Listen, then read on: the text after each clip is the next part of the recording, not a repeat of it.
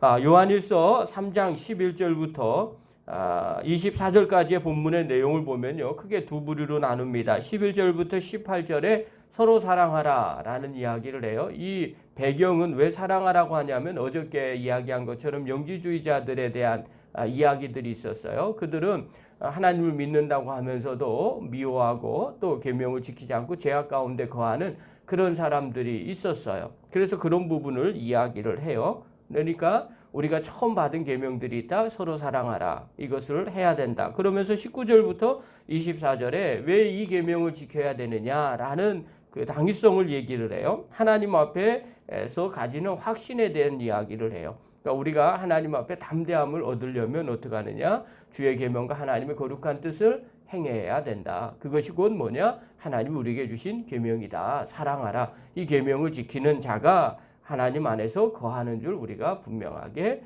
알기를 바란다. 자, 그렇다면 이 계명을 지키지 않고 하나님 말씀대로 살지 않는 사람들은 어떻게 한 거예요? 하나님 안에 거하지 않는다. 크게 보면 영지주의자들에게 얘기하는 거죠. 그렇게 육체를 함부로 거룩하게 살지 않으면 그것은 하나님 안에 거하는 삶이 아니다. 이렇게 이야기하는 거죠. 자, 그럼 구체적으로 살펴보겠어요. 11절과 12절에 보십시오. 11절, 12절 우리 한번 읽겠습니다. 시작. 우리는 서로 사랑할지니 이는 너희가 처음부터 들은 소식이라. 가인같이 하지 말라. 그는 악한 자에게 속하여 그 아우를 죽였으니 어떤 이유로 죽였느냐. 자기의 행위는 악하고 그의 아우의 행위는 의로움이라. 자, 하나님의 자녀, 우리 앞에 부분에 보면 요한 1서 3장에 보면 하나님의 자녀, 그 다음에 마귀에게 속한 자녀. 하나님의 자녀는 사랑하고 하나님의 계명을 지키고 마귀의 자녀는 어떻게 하냐? 죄 가운데 거한다. 그래서 하나님의 자녀라면 거룩함을 가져야 된다. 그러면서 이야기하는 거예요. 우리는 이제 어떻게 해야 되느냐? 사랑해야 된다. 왜냐하면 사랑해야만 하나님의 자녀라는 게 증명이 되기 때문에 그렇다는 거예요. 자, 그러면서 이건 어떤 거냐? 처음부터 들은 소식이다. 그럼 영지주의자는 어때요? 같이 있었던 사람들이었는데 성경은 요한일서에 뭐라고 그러냐면 그들이 우리에게서 나갔다고 이야기를 해요. 그러니까 잘못된 것을 받았어. 아니다. 처음부터 우리는 서로 사랑한 거 이거 받았다. 그러면서 이야기하죠. 12절에 보면 가인과 같이 하지 말라. 근데 가인은 어떻게 했느냐? 아우를 미워했다는 거예요. 근데 그게 뭐 어때서요? 그것이 악한 자에게 속했다는 거예요. 그러니까 왜 미워하느냐? 가인과 같이 하지 말라. 그는 악한 자에게 속하여 그 아우를 죽였으니 이렇게 표현하죠. 그러니까 미워하는 자는 곧 누구에게 속한 거예요? 악한 자에게 속한 거예요. 자, 이 악한 자는 요한일서는 사도 요한은 뭐라고 표현하는 거냐면 영지주의자들을 악한 자라고 표현을 했어요. 뿐만 아니라 지금은 그러면 어떻게 해요? 하나님 반대편에 있는 사람을 악한 자라고 이야기하겠죠. 그 편에 속해 있다는 거예요. 그러니까 미워하면 악한 자에게 속해 있는 거라는 거예요. 그러니까 그가 어떤 이유로 죽였느냐? 가인이 아벨이 뭘 잘못해서 죽였느냐? 그렇지 않았다는 거예요. 아우의 행위는 의로웠는데 자기 행위 악했다는 거예요. 그런데 자기는 그렇게 생각하지 않을 거라는 거예요. 마찬가지죠. 악한 자에게 속한 사람들은 다 이렇다는 거예요. 그러니까 그렇게 절대 하지 말라. 이렇게 이야기하는 거죠. 자, 그러면 형제를 사랑하지 않고 미워하면 어떻게 되겠느냐? 15절에 얘기하죠. 읽겠습니다. 시작. 그 형제를 미워하는 자마다 살인하는 자니 살인하는 자마다 영생이 그 속에 거하지 아니하는 것을 너희가 아는 바라. 자, 세 가지를 얘기해요. 형제를 미워한다. 미워하는 것, 그것이 곧 살인한다. 살인하면 영생에 속하지 않는다. 영생에 속하지 않으면 반대로 살인한다. 살인하는 사람은 곧 미워한다. 같은 내용들을 얘기하는 거예요. 그러니까 요한일서의 이 핵심의 구절은 내용은 뭐냐면 우리가 구원받아 하나님에 속해 있느냐? 오케이. 니네들이 입으로 그렇게 얘기하니까. 영지자들도 하나님 안에 속해 있다고 얘기하니까. 그런데 요한이 보기엔 쟤네들은 악한 자예요. 그러면서 도식을 얘기하는 거예요. 미워하면 살인하고 살인하는 사람은 영생이 거하지 않는다. 영원한 생명에 거하지 않는다. 구원받지 못했다. 그 얘기하는 거잖아요. 그럼 구원받지 못한 사람은 살인하게 된다. 살인하는 사람은 곧 미워하게 된다. 이게 같은 내용이에요. 왜 이렇게 이야기하느냐? 구원의 행위, 구원받은 사람이라면 이제 구원은 누구나 다 말로 얘기할 수 있는데 나 믿었다고 얘기하는데 그게 진짜가 되려면 하나님 편에서 진짜가 되려면 어떻게 되느냐? 이런 행동들이 나타나야 된다는 거예요. 자, 그러니 우리는 어떻게 해야 되느냐? 사랑해야 된다. 왜요? 하나님 안에 거한 사람이기 때문에, 영생을 소유한 사람이기 때문에 당연히 사랑해야 된다는 거예요. 그런데 이 사랑은 누구의 사랑이냐? 예수님이 친히 본을 보여주셨다. 우리가 예수님 믿는 사람이라면, 예수님 우리 안에 거하신다면 당연히 그분이 원하는 거 해야 되지 않겠느냐. 내 안에 주님이 거하신다고 입으로 백날 얘기해봤자 그 주님의 사랑을, 그리고 주님이 행하시는 걸 하지 않는다면 뭔가 이상한 거라고 이야기하는 거죠. 이 얘기를 해주는 거예요. 그러면서 16절에 보십시오. 읽겠습니다. 시작. 그가 우리를 위하여 목숨을 버리셨으니 우리가 이로써 사랑을 알고 우리도 형제들을 위하여 목숨을 버리는 것이 마땅하니라. 어떻게 해요? 예수님께서 우리를 위해서 목숨을 버리시는 것처럼 우리를 사랑하셨지 않느냐. 우리가 이 사랑 알고 있지 않느냐. 그러니 우리도 사랑하고 때로는 목숨을 거는 일, 이런 것들이 사랑의 모습이다. 마땅하다. 성도가 당연히 해야 할 일이다. 그렇게 이야기하죠. 그러니까 좀 답답한 거죠. 여기 때까지는 아마 순교에 대한 아니면 핍박에 대한 내용이 없었다고 그랬죠. 그래서 요한계시록 앞에 부분이에요. 초대교회는요, 공인되기 전까지 황제에 따라서 어떨 때는 압박을 하고요, 어떨 때는 압박하지 않고 이래요. 특별히 네로 같은 경우는 지금 순교를 시켰고요. 그 이후에 기독교인들이 많아지면서 직접적으로 죽이는 일들은 좀 잦아들었어요. 반대로 핍박을 하기 시작해요. 어떤 핍박을 하냐면 모이는 걸 금지하게 하고 성경을 뺏어버립니다. 그런 걸로 좀 핍박을 하게 되죠. 제가 어저께 책 하나를 보는데 그런 마치 지금의 생각과 비슷한 거예요. 혹시 우리도 이런 상황 가운데 있지 않을까? 되게 조심스럽고 또 조심스럽더라고요. 자, 그러면서 구체적으로 어떤 게 사랑하는 거냐라고 얘기하는데, 예수님은 자기의 목숨을 버리시면서까지 우리를 사랑하셨지 않느냐. 우리가 그것을 알고 있지 않느냐. 그러니까 그렇게 하는 게 마땅하다라고 이야기를 하면서 예를 하나 들어줘요. 최소한 이런 생각은 가져야 되지 않느냐 하면서 17절과 18절이에요. 17절 18절 우리 한번 읽겠습니다. 시작. 누가 이 세상의 재물을 가지고 형제의 궁핍함을 보고도 도와줄 마음을 닫으면 하나님의 사랑이 어찌 그 속에 거하겠느냐. 자녀들아, 우리가 말과 혀로만 사랑하지 말고 행함과 진실함으로 하자.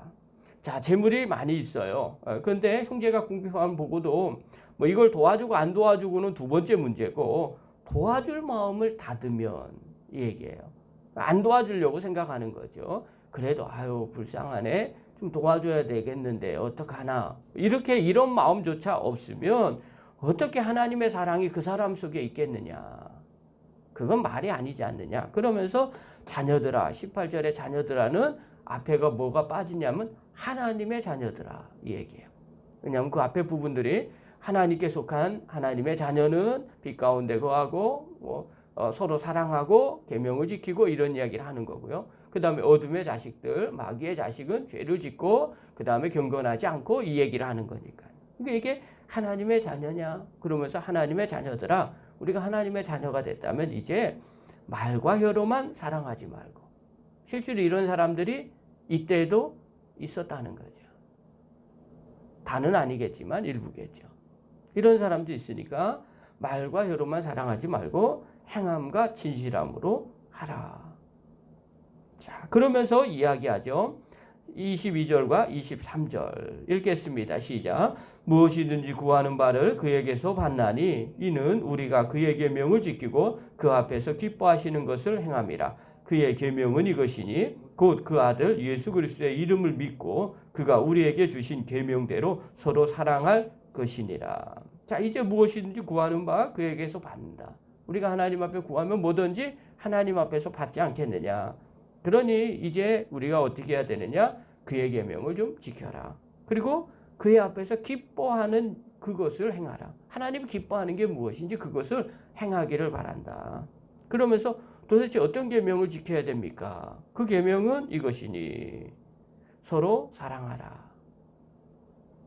그래서 사도 요한이 사랑의 사도라고 얘기하는 거예요. 또 나이가 제일 어렸어요. 예수님의 사랑을 제일 많이 받았던 제자가 사도 요한입니다.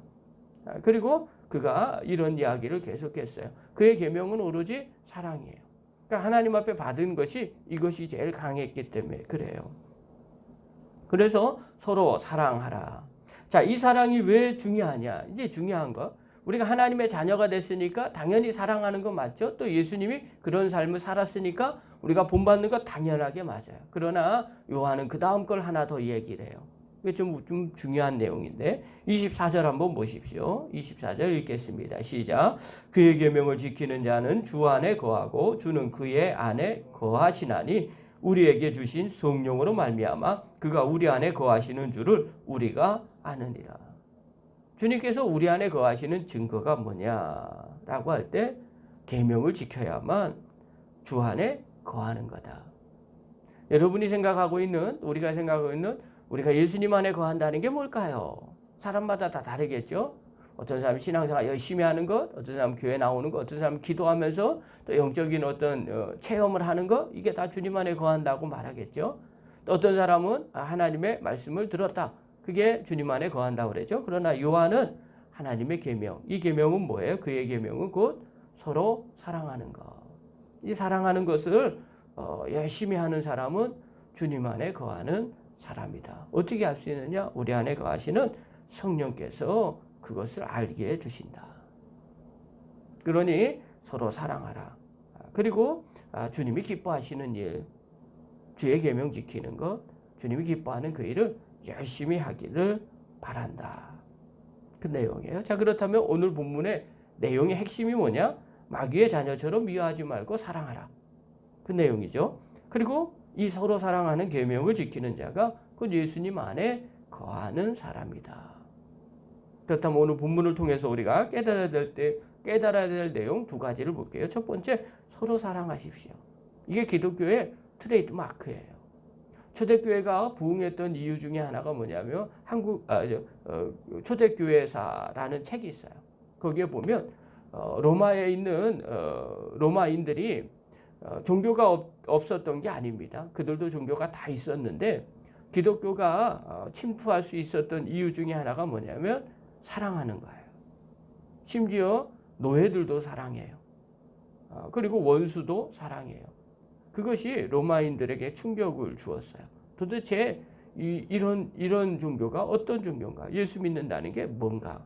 그리고 실질적으로 사람들이 그렇게 사니까 삶이 바뀌고요. 사람들이 기독교로 개종하는 일들이 벌어지게 되고요. 예수님 믿는 일들이 벌어지게 됐어요. 그것이 그때나 지금이나 동일한 거죠. 그러니까 성도라면 당연히 사랑하는 계명이 으뜸이라는 거예요. 그러니까 앞에다 두라는 거죠. 늘 우리가 잘 못해요. 왜냐하면 지금은 이 개인주의 성향이 강한 시대에 살기 때문에 그래요.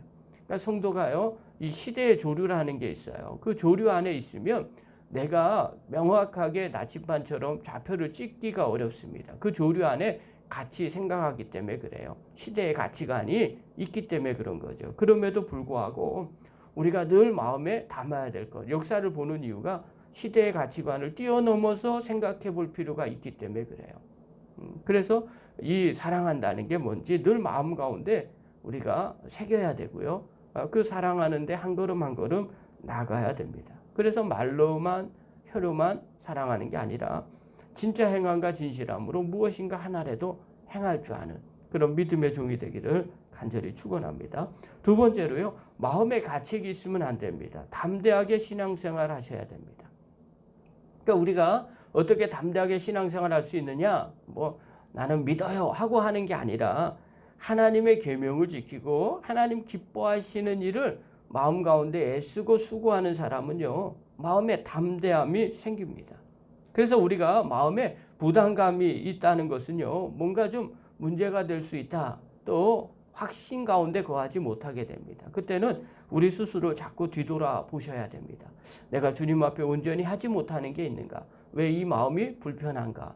혹시 주님이 기뻐하는 걸 못하고 있진 않는가? 뒤돌아 보셔야 돼요. 그래서 서로 사랑하는 계명 나름대로 최선을 다해서 열심히 지키고 또 주님이 기뻐하는 일에 열심을 낼 때 우리 마음 가운데 담대함이 생기죠. 그리고 우리 안에 거하시는 성령께서 우리에게 담대함을 주시게 되더라는 거예요. 그때 우리가 알 수 있죠. 아, 내가 하나님 안에 거하는 성도구나라는 걸 확인할 수 있습니다. 그러므로 마음에 가책이 있는 일을 하지 마시고요. 담대한 신앙생활을 하는 믿음의 종이 되기를 간절히 축원합니다. 기도하겠습니다.